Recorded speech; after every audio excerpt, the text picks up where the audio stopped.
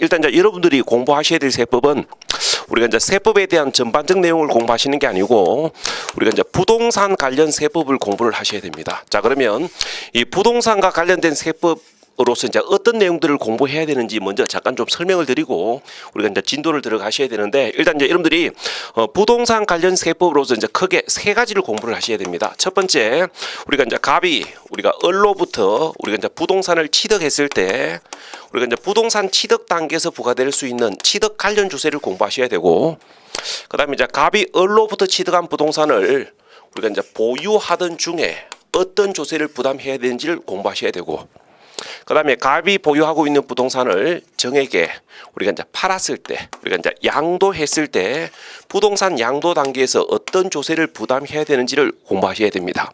자, 그러면 이 부동산 취득, 보유, 양도 관련 조세에 어떤 조세가 있는지를 먼저 알고 공부를 시작하시는 게 아마 순서가 맞는 것 같습니다. 자, 그래서 우리가 이제 부동산 취득, 보유, 양도 관련 조세에 어떤 조세가 있는지를 먼저 설명드리고 요 입문 과정을 들어가도록 할게요.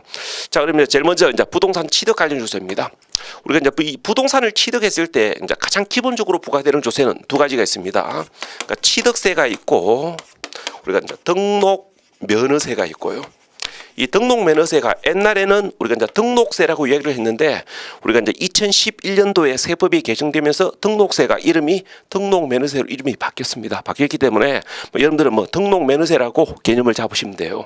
자, 그럼 일단 그러면 우리가 이제 부동산을 취득했을 때 우리가 이제 취득세가 부과될 수도 있고 등록 면허세가 부과될 수도 있는데, 요게 이제 수험생 입장에서는 조금 이제 혼란스러울 수가 있는 이야기인데, 우리가 이제 부동산을 취득했을 때 취득세만 부과되는 경우도 있고 취득세와 등록면허세가 둘 다 부과될 수도 있는데, 일단 요 이야기를 조금 이제 자세히 좀 설명을 드리면, 일단 우리가 이제 설명을 이렇게 한번 드려볼게요.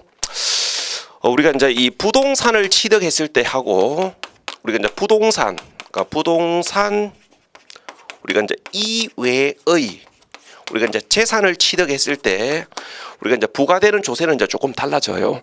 우리가 이제 부동산을 취득해가지고, 그러니까 부동산을 취득을 해가지고 등기하는 경우하고, 우리가 부동산 이외의 재산, 우리가 예를 들어서 차량이라든지 기계 장비라든지 선박 등을 우리가 취득을 해가지고 우리가 이제 등록을 한다고 가정을 했을 때, 그럼 이때 이제 부동산을 취득했을 때와 부동산 이외의 재산을 취득했을 때 부과되는 조세는 우리가 이제 기본적으로 이렇게 달라집니다.